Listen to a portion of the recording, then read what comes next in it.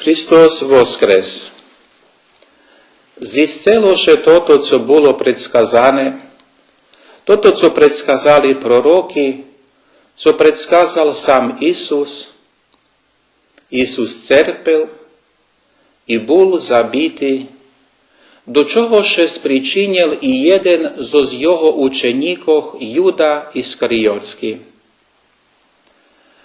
А сталоше тото všetko pre страх od Ісуса, od якого ще бали юдейські первосвященники. А Ісус зо своїм животом і зо свою креву знищив і зміл нашу кару і прецерпел за наші гріхи. Та і мертвого Ісуса ще бали, і переслідували його. Поховали його до нового гробу, запечатували гроб і положили стражу коло нього. Знали вони, що він чоловік, що є зараз мертвий, що є запечатований у гробі зо стражу і що не може веcej ніч зробити. Але вони не були свідомі того, co się zbuwa z другого боку гробу. Nie znali oni, że Isus zійшов до аду, і з нього вийшли бодзел Адама і Еву, і других праведників, і так ще закончило панування смерті і диявола. Христос воскрес, за цілий людський род настало світання нового живота. То була перша побіда живота над смертю, а конечна побіда буде тоді, коли буде знищене жрідло смерті у швеце, а то гріх. Борба з гріхом без Ісуса Христа і без Його учення niemożliwa człowiekowi. Człowiek sam ze swoimi siłami nie może się borbyć z grzechem.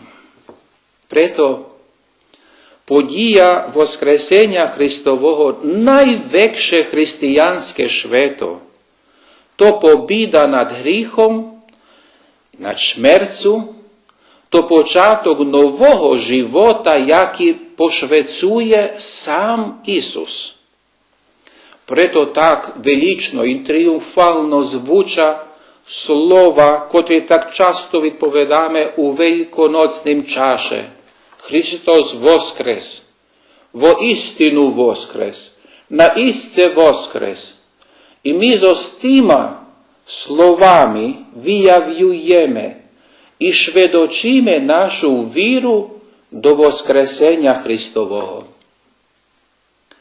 Цілий світ, матеріальний і духовний, видимий і невидимий, радує się і тріумфує, і злива się з звичним животом Царства Небесного. Перший тиждень Великонocного часу царські двері по наших церквах на іконостасу оставають отворені. Опатріме добре у церкві. Вони отворені як символ того, що нам отворені двері Царства Небесного на određeni спосіб уж ту на тим швеце. Уходьме през них до Царства Христового.